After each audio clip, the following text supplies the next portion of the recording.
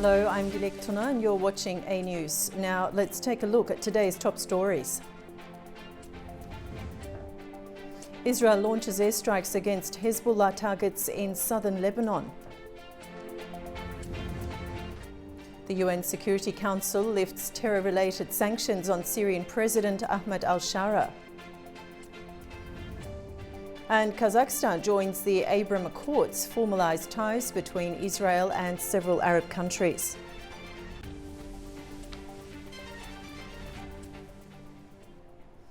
Good evening. Israel's military has launched a series of airstrikes in Lebanon despite an active ceasefire, killing one person. The strikes come as Israel accuses Hezbollah of refusing to disarm and build its military capabilities. Lebanon's President Joseph Aoun claimed the strikes had violated international humanitarian law by targeting civilians and forcing them to flee their homes.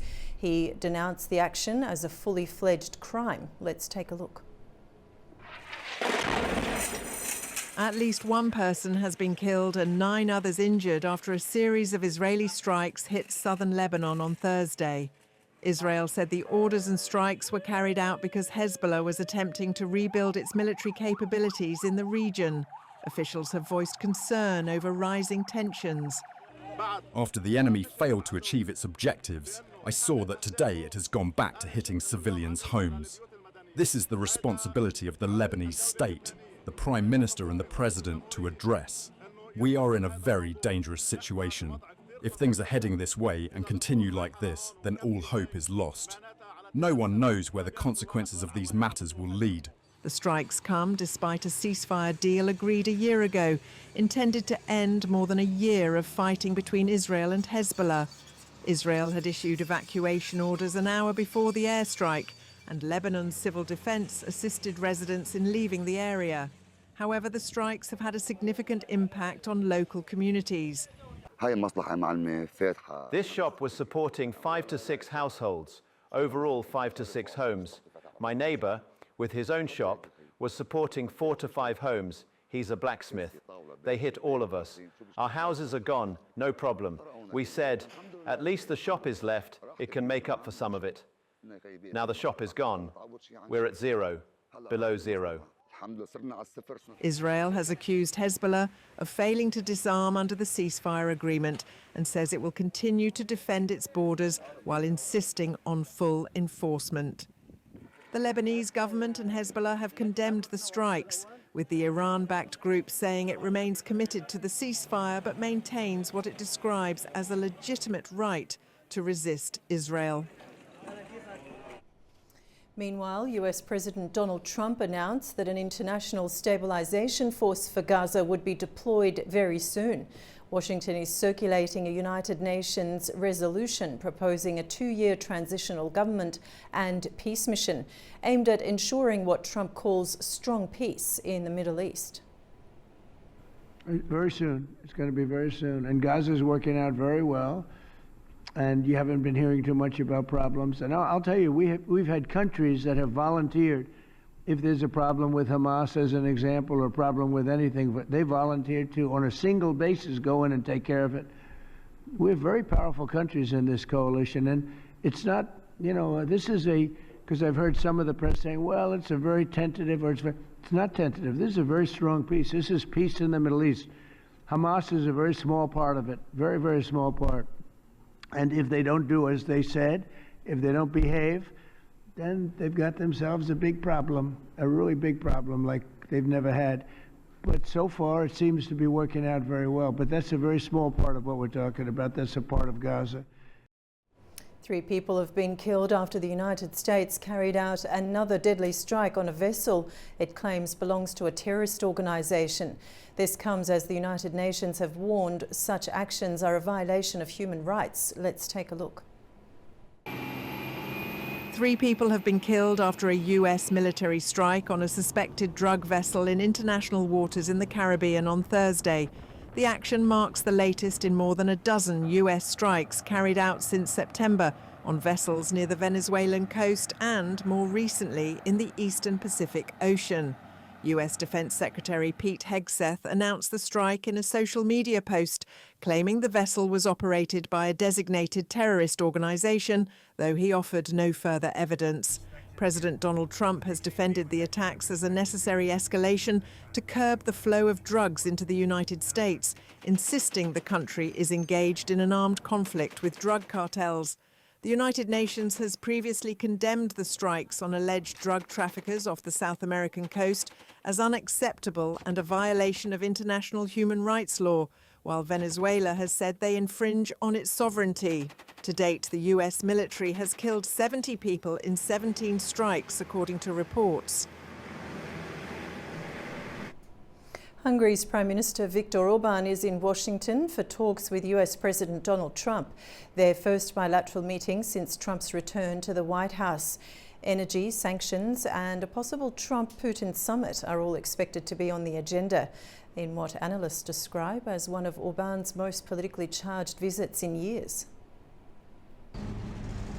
Hungarian Prime Minister Viktor Orban is in Washington for talks with US President Donald Trump. It will be the first bilateral encounter between the two leaders since Trump's return to the White House, and it comes at a time of growing friction between Hungary and its Western allies. At the top of the agenda is energy. Budapest is seeking exemption from US sanctions on Russian oil, arguing that cutting supplies would seriously endanger Hungary's energy security. Washington, meanwhile, wants European partners to fully enforce restrictions on Russian energy, viewing them as a key pressure tool against Moscow. Orban also intends to revive his proposal to host a Trump-Putin summit in Budapest, an idea that he believes could help open a path towards negotiations on Ukraine, but one that has raised concern among Kyiv's allies. Analysts say the visit also serves Orban's political needs at home. With elections expected next spring, the Hungarian leader hopes to return with a symbolic victory, perhaps an endorsement, or even a future Trump visit that could strengthen his image as an influential statesman.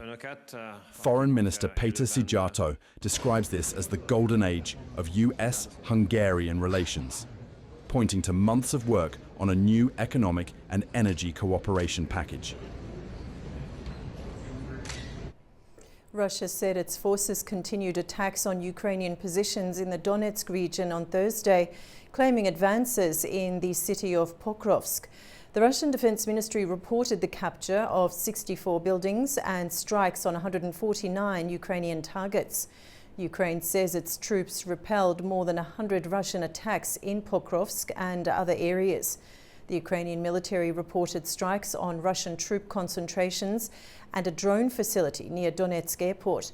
It also said its forces targeted Russia's Volgograd oil refinery in a separate operation. The United Nations Security Council has lifted sanctions on Syria's new leadership, marking a major diplomatic shift after years of conflict and isolation. The move comes just days before Syrian President Ahmed al-Shara's meeting with US President Donald Trump at the White House.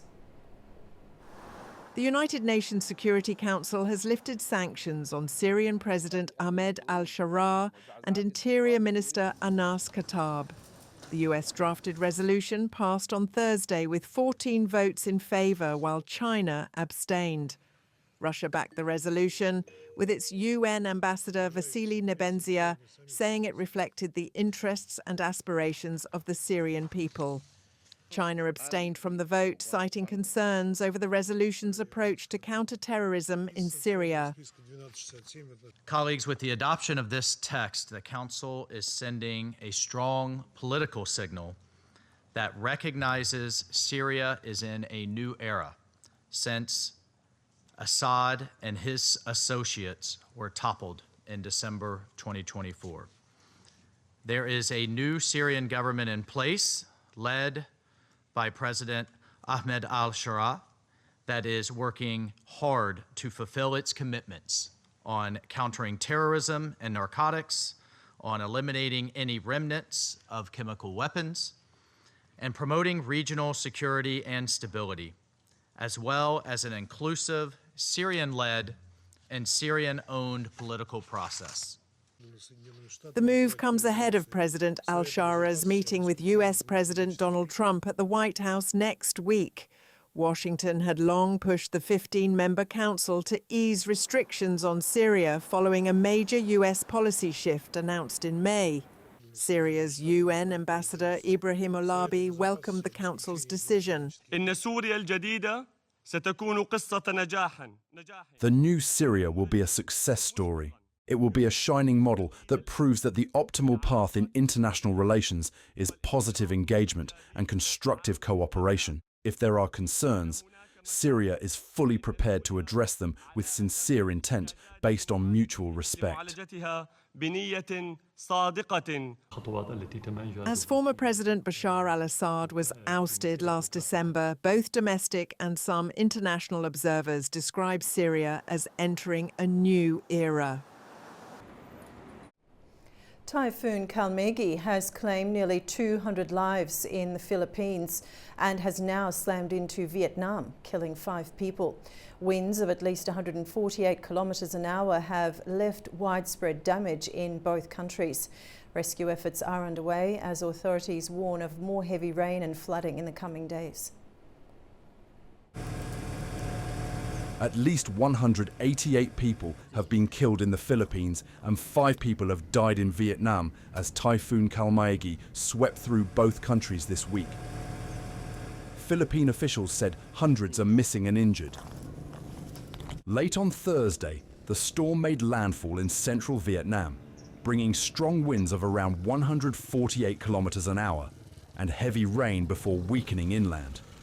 It uprooted trees, damaged homes, and caused widespread power outages. Authorities warned that rainfall could reach up to 200 millimeters in some provinces. The Vietnamese government has deployed more than 268,000 soldiers to support search and rescue efforts.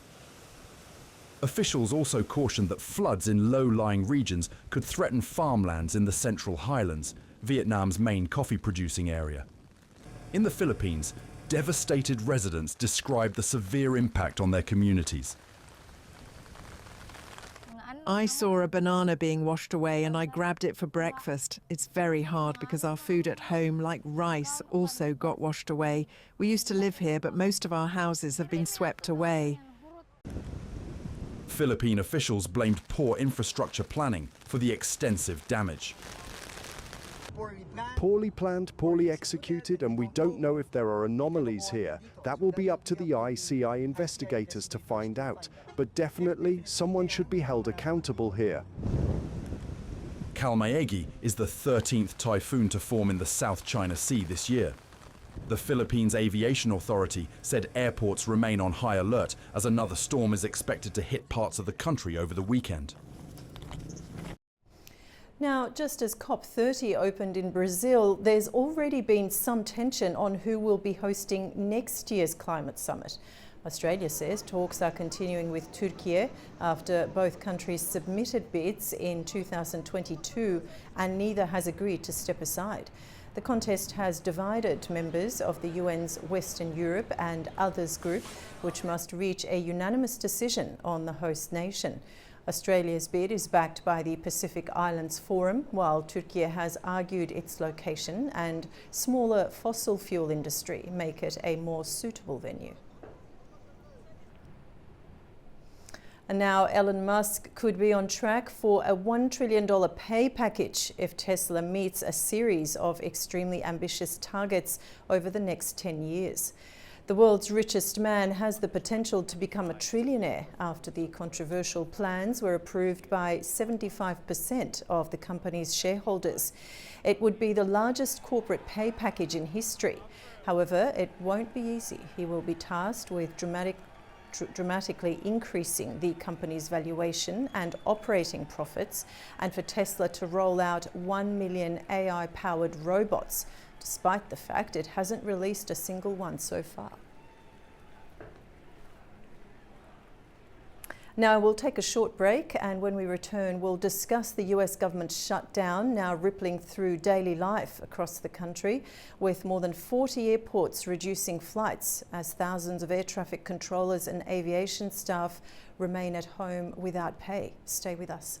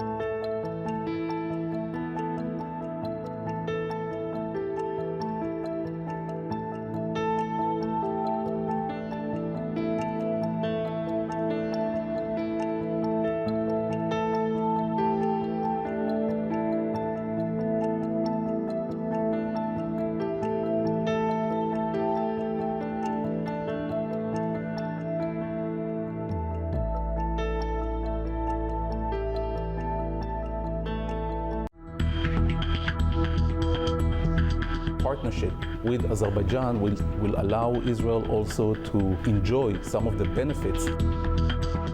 What makes Azerbaijan a uniquely strategic partner for Israel? Peace process with Armenia, which will bring more and more stability to both countries. One of the key elements of that Donald Trump's Gaza ceasefire agreement is delivery of the humanitarian aid to Gaza. More and more humanitarian aid entering Gaza from various checkpoints. We cannot allow a terrorist organization to sit on our borders.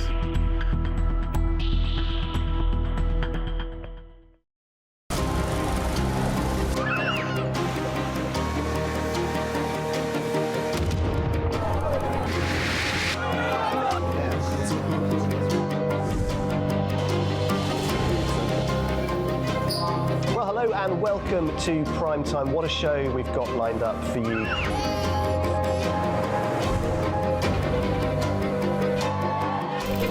In a complex world, clarity is power.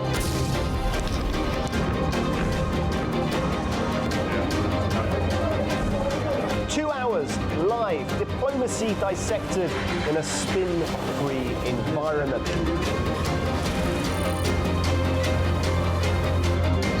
That's Prime Time with me, Guy Schoen, weekdays on A News.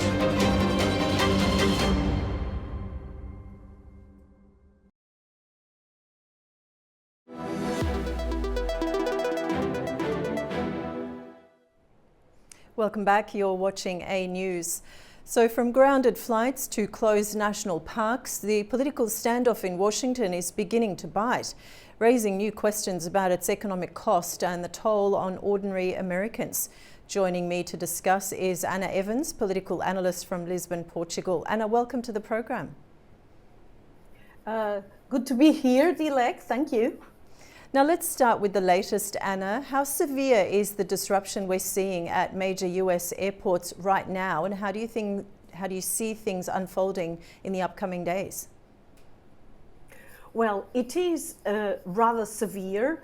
We know that around 40 airports are being affected by the suspension of flights. Many flights have been cancelled.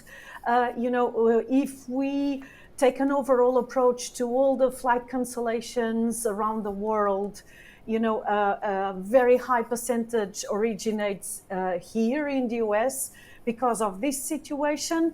And I would say that this is a very important moment in terms of the political impact of the shutdown. And why is this such an important moment? Because we know when we study lingering collective movements, for example, lingering trade unions, we know that trade unions tend to have disappeared in many sectors in the Western world.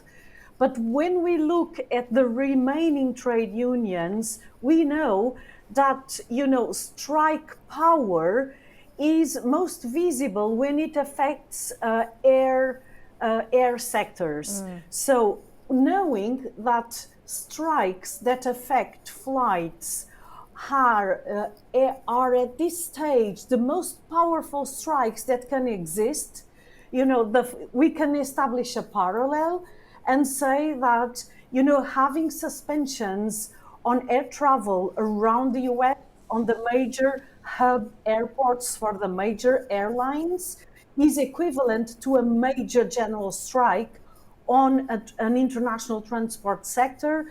And this has major economic consequences and major political pressure. So if there's something that can do political pressure, here we are.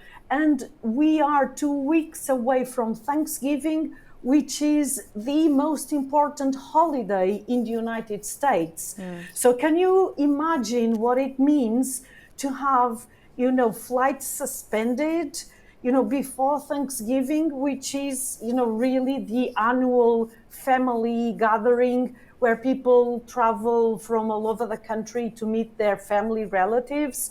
So this is really a major point in this trajectory of a congressional shutdown. Okay, Anna, so despite this pressure, what's the key sticking point in Congress that's keeping this shutdown alive? Well, basically, it is all summed up to the fact that the congressional lawmakers were not able to reach a consensus on the budget, on legislation that establishes what will be the appropriations that will fund government activity. And the issue is that each year in appropriation starts on the 1st of October. So since the 1st of October, there has been no legislative package approved by both chambers of, the Congress that, provides money, the money that is needed for each sector of government to function. So, for example, in the case of the airports, the air controllers have been working without a paycheck for more than a month now. And this is untenable. They're even essential workers, within the federation, within the government, the federal government, which is the government that is at stake. So this is an issue for the federal government, not for the state governments. But the problem here is that there is an extensive size of federal workers that are furloughed without pay. So they are at home and they are without pay, waiting for the budget to be passed and, for appropriations, or meaning, the sets of funds to be available to pay workers, federal workers again. So this is a really dramatic situation. And Anna, is there any indication that lawmakers are close to a temporary funding deal? Well, there have been many negotiations throughout this month, very complex negotiations between Democrats and Republicans. And basically both parties are accusing each other that, the problem is on the other side. So basically the Democrats are saying that President Trump is not trustworthy because he could easily not sign any deal that has been approved at the level of lawmakers. And the key issue is about health insurance subsidies and, Medicaid. And so issues that have to do with the healthcare sector, with helping populations that are in need for subsidies in this sector. But the problem goes beyond that. The problem goes towards what is the role of different coalitions within Congress. How do the Democratic lawmakers position themselves? There are center lawmakers who are more willing to compromise versus more extremist lawmakers, but also, the distrust with regard to President Trump, and even the incapacity of lawmakers on the Republican side, to reach a consensus. So basically the Republicans say they want to separate the issues on health care from other topics related to appropriations. So they want a clean, act regarding, the appropriations in general, and separate the negotiation about health care. In turn, the Democrats do not want that. And so each is saying that the other is at fault for the lingering shutdown, which is now historically the longest shutdown. There have been other congressional shutdowns, both in Democratic and Republican mandates, but this has become the longest one. And so that's where we are. In terms of seeing a line at the end, well, eventually the lawmakers will need to find a consensus, and it is expected that this consensus will have to emerge before Thanksgiving. Otherwise, people will not be able to travel and meet their families for Thanksgiving, and that would be politically very risky because, the impact in terms of the culture, of the American culture and society, would be really drastic. Okay, if Thanksgiving was affected. Okay, let's hone in on that for a moment. So it is unprecedented in terms of the time that the shutdown's been going for. For the average American, where's the impact being felt most? Travel, federal paychecks, or access to basic services? Right. I think the issue is mostly for those who work for the American government or who have some contracts with the American government. So the issue is more for any sectors that are complementary to government or that in some way rely on government. So first of all, we have more than 1 million we think at this point nearly 1.5 million federal workers in furlough. Nearly 1 million, are not working, so they are at home waiting for payment to come back. And then probably around 600,000 are working as essential workers, but without pay.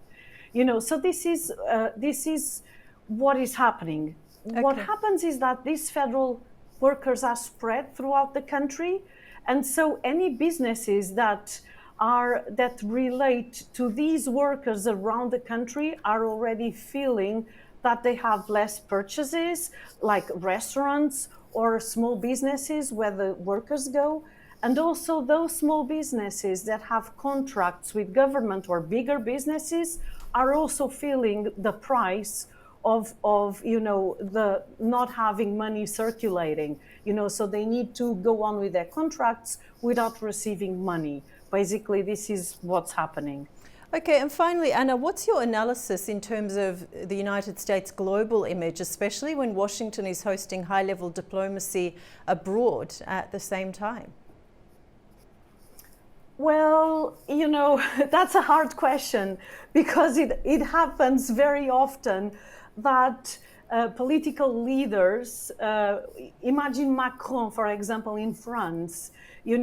Macron has had so many troubles at home, and yet he's always traveling abroad, and working in high-level diplomacy abroad. So, frankly, what I think is that here, this is first and foremost a domestic problem, economically, financially, in terms of how the American population is losing trust in the government, and seeing its Congress people and the Trump administration as responsible for a number of hurdles in terms of their daily lives, and how, on the other side, the federal workers, which are really very tough and heavy machinery, government apparatus, are feeling the cost, and so I think this is first and foremost a domestic problem. And so obviously, though the domestic level constituencies are the ones that are being immediately affected by the problem. So obviously, we can all criticize different countries for traveling abroad and playing their portraying their leadership in high diplomacy, whereas at home they have problems. But that's, I think, fairly common, unfortunately. Okay, Anna, thank you so much for joining us. As always, I appreciate your insight, and it was a pleasure. Likewise. Now we'll take a short break, and when we return, we'll take a look at the key stories shaping the region. Stay with us.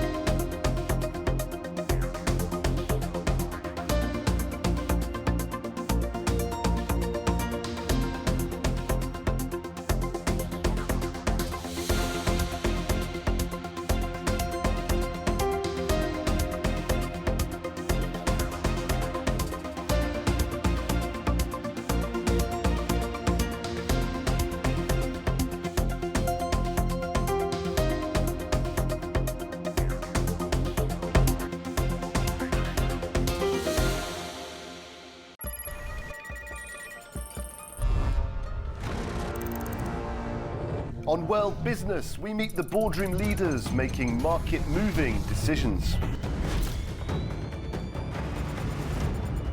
And find out how leaders are dealing with continuous technological disruption.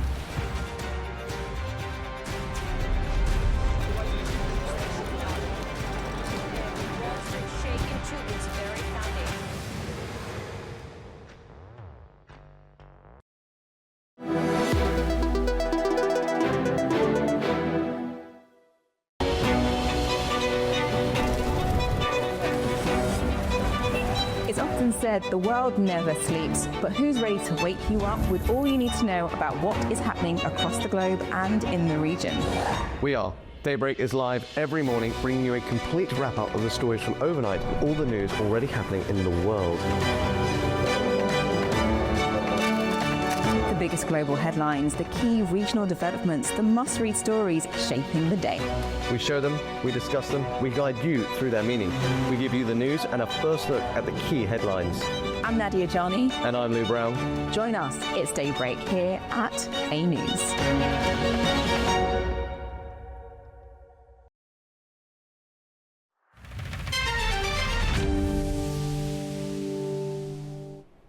Welcome back to A News. Now let's take a closer look at the key stories shaping the region. Iran and the United States have exchanged new remarks as tensions remain high. The latest statements signal differing positions on military pressure and future talks. Artura Shiraliliu has more from Tehran.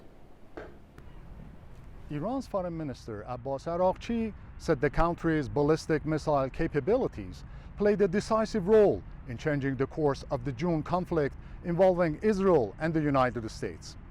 Speaking in Hamadan on Thursday, he said Iran's missile strikes force its adversaries to accept an unconditional ceasefire, despite US and European support for Israel.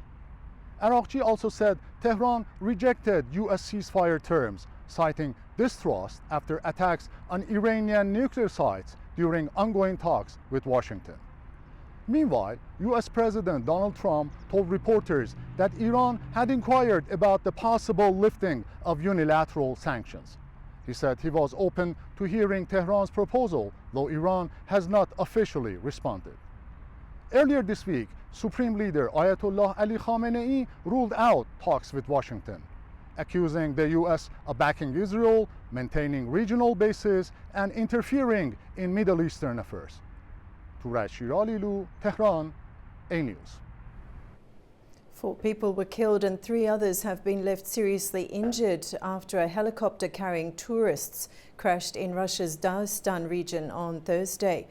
According to the Ministry of Health in Dagestan, the helicopter went down near a recreation centre close to Izbarbash city on the Caspian Sea coast. Local media reported that there were 7 people on board the aircraft.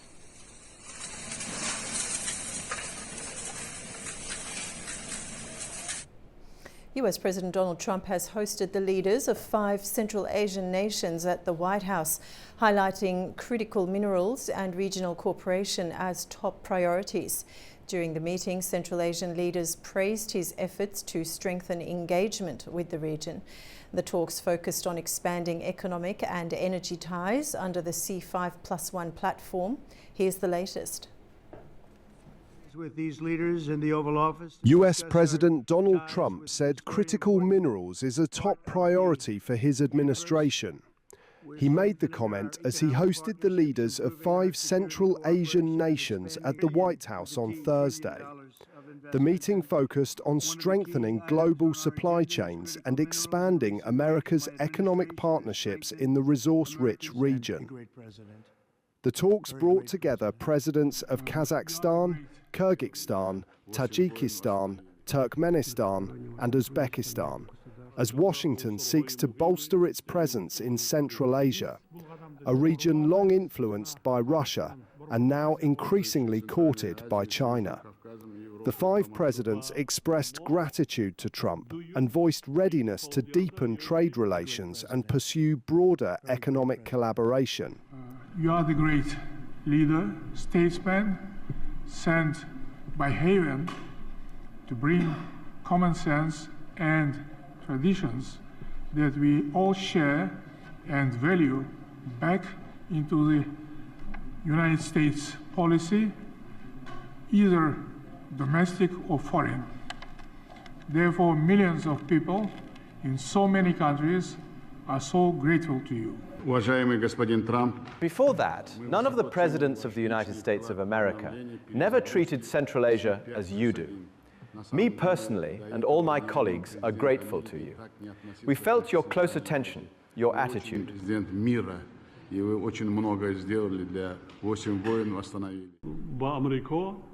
The American companies, they're particularly interested in antimony and many rare earth minerals, which Tajikistan has abundant resources. And Tajikistan, among the Central Asian countries, has a very rich, boundless potential in the resources and critical minerals. And we are very keen to continue closely our cooperation on security items, which we are so concerned for so far. And I wish you every bit of luck to your endeavors as a President of Peace.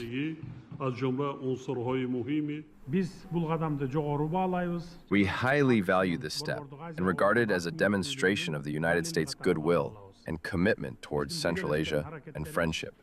I am confident that our joint efforts will lead to concrete, mutually beneficial outcomes for both nations and people. Thank you very much for your attention. The discussions took place amid intensifying global competition for the region's vast mineral resources, including uranium, copper, gold, and rare earth elements. Western countries have been working to diversify their supply chains away from Moscow and Beijing, while the US aims to secure new partnerships on critical minerals, energy, and overland trade routes that bypass its geopolitical rivals. Launched in 2015, the C5+1 platform brings together the United States and the 5 Central Asian countries to advance cooperation in economic, energy, and security sectors. US President Donald Trump has announced a new diplomatic development between Israel and Kazakhstan. The Central Asian nation is set to join the Abraham Accords, a US-led initiative to expand cooperation with Israel and Arab nations.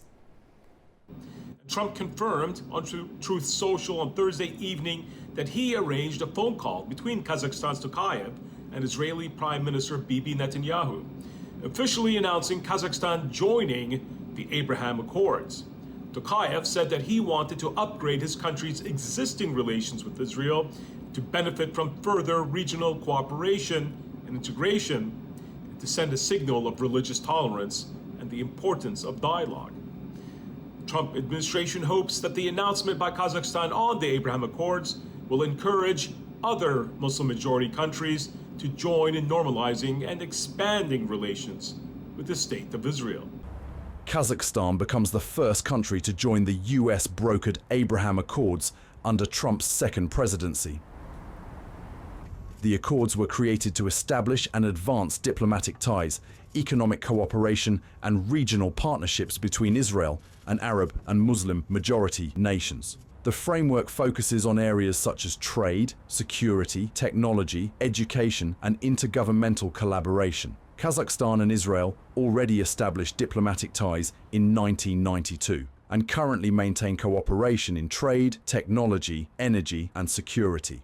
The formal accession adds Kazakhstan to a framework that also includes the UAE, Bahrain, Morocco, and Sudan. The development reflects ongoing US efforts to expand participation in the accords beyond the Middle East, linking Central Asia to wider regional diplomacy. A formal signing ceremony is expected in Washington in the coming weeks.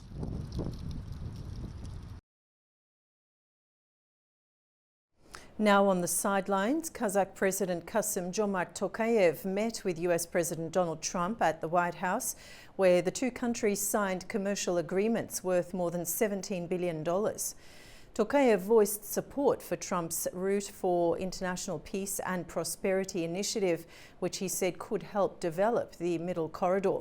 Trump reaffirmed Washington's commitment to strengthening strategic cooperation with Kazakhstan as the leaders discussed trade, investment, and key international issues. Now the Zangezur corridor is no longer an idea, it's becoming reality, forged in steel and asphalt. On a broader scale, it fits into the vision of the Trump route, the India, Middle East and Europe economic corridor, connecting Asia to Europe. Together, they put the South Caucasus region firmly on the global trading grid. Our Eitan Shukurova reports. When speaking of the South Caucasus, it is not only political dimensions that come to mind, but also economic aspirations, ongoing development projects, and the strategic goals set for the region's future. Naturally, these dynamics are reshaping the landscape of regional integration. At the heart of this transformation lies the Zangezur corridor, not merely a route, but a symbolic axis connecting economies, communities and historical geography. A project born out of a new reality, it's now redefining the future of the region through its ongoing transformation. On the Azerbaijani side, construction and infrastructure development are progressing non-stop with notable intensity. The priority has been the railway infrastructure. Since work commenced in 2021, nearly 90% has already been completed. We are now at the Zengilan, the 67th kilometer of Hakkari railway station, and one of the stations along the Horadiz-Ağband line. In the future, the silence of these restored lands will be broken by the rhythmic sound of trains gliding over steel rails.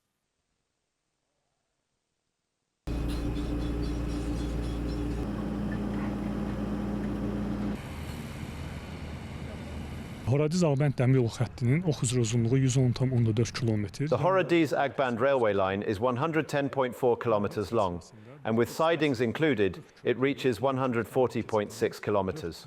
The project involves the construction of 9 stations, 40 bridges, 22 road crossings, 4 tunnels, 3 galleries, and nearly 600 engineering structures in total. The construction work is divided into 3 phases. The first phase covers the section between Horadiz, Yukari Marjanli, Shukurbayli and Sultanli residential areas. Most of the work under this phase has been completed, and freight transportation to the Araz industrial zone has already begun. The second phase is also nearing completion. As for the third phase, earthworks and engineering structures, including the construction of 3 tunnels and 2 galleries, are progressing rapidly. 71% of the tunnel works have already been completed. The Horadiz-Ağband railway project can also be regarded as a landmark achievement. This route is home to the longest railway tunnels ever constructed in Azerbaijan, all built using closed construction techniques. These tunnels will traverse the country's mountainous terrain and significantly enhance the efficiency and operational capacity of the railway line. Being of strategic importance, the 123-kilometer-long Horadiz-Zangilan-Jabrayil highway, one of the projects that will bring new contributions to the region, is already 95% complete. Among the most complex components of the project are now largely completed and represent a key section of the Zangezur corridor. These structures are set to play a pivotal role in establishing new economic, transport and communication links across the region.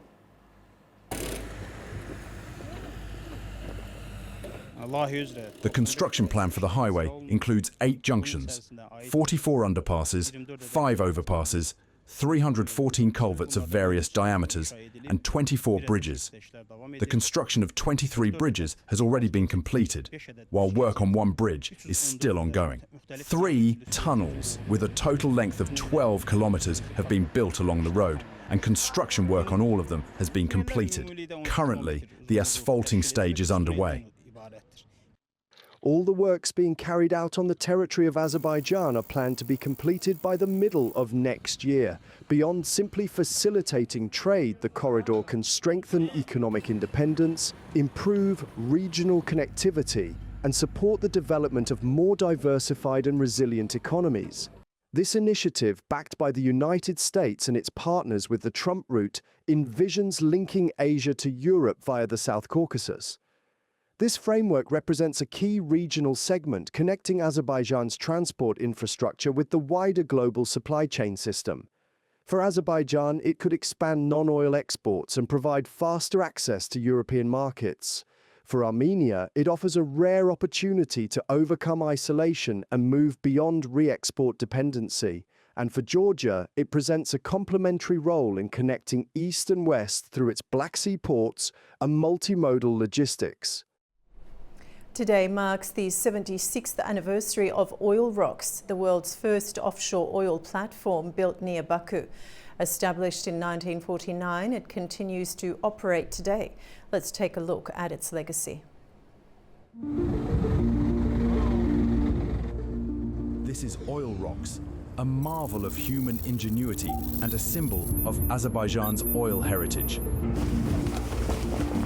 Where the history meets with the innovation and the economic pulse of a nation beats with the world's energy needs.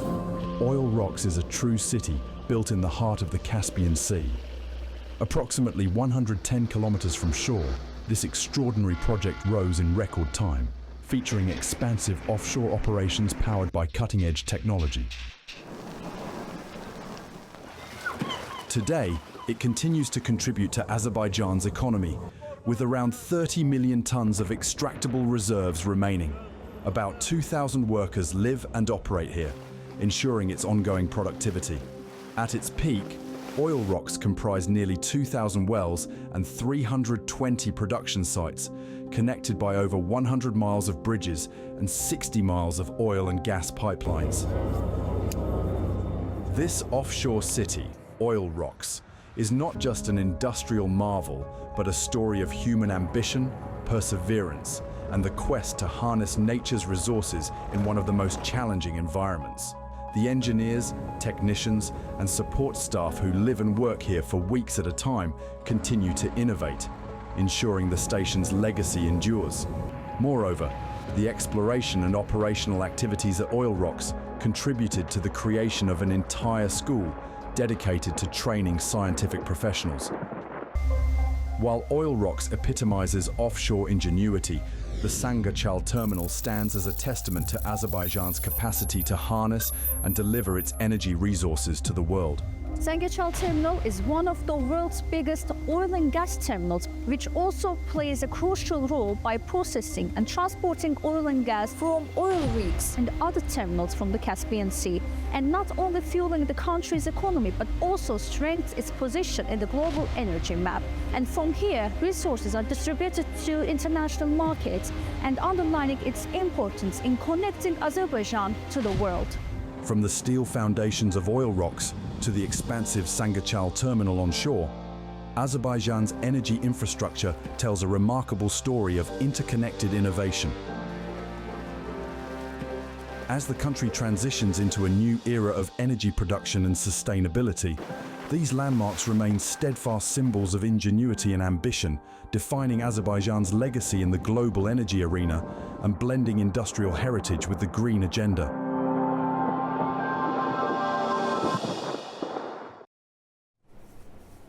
President Shavkat Mirziyoyev's visit to Washington for the C5+1 summit has led to major agreements with the United States across investment, technology and trade. The deals mark a new stage in bilateral cooperation between Tashkent and Washington. Our Sevil Rajapova has more from Uzbekistan.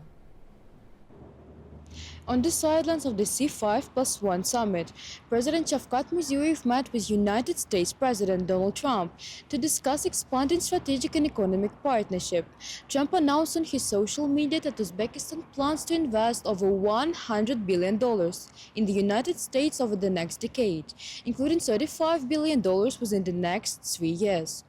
The two sides agreed to deepen cooperation in energy, transport, agriculture and IT with support from the United States Export-Import Bank and the International Development Finance Corporation.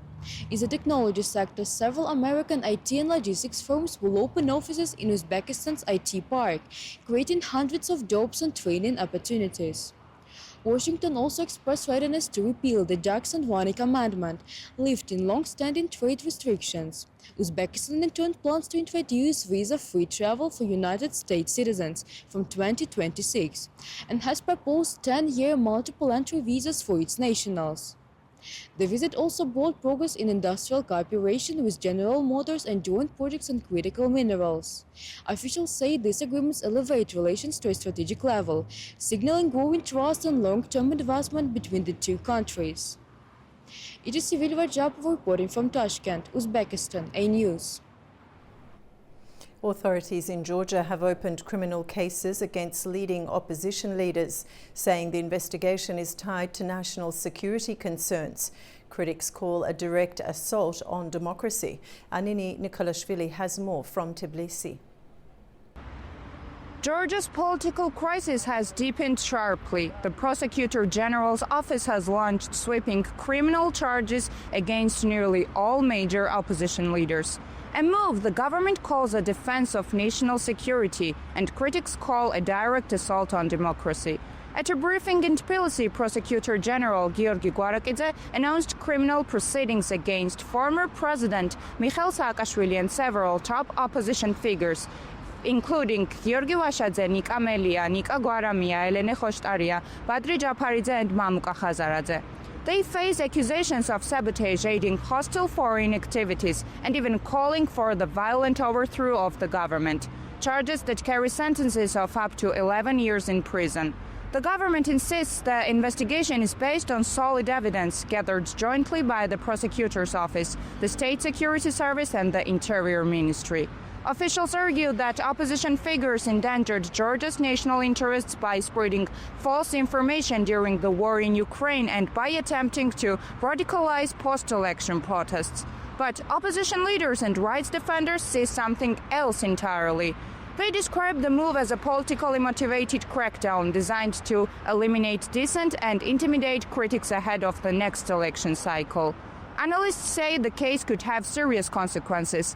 Legally, it tests the independence of Georgia's judiciary. Politically, it risks deepening polarization and triggering street unrest. Nini Nikolashvili, Tbilisi, A News. You're up to date with world news for the hour. Thank you for watching and stay tuned to A News.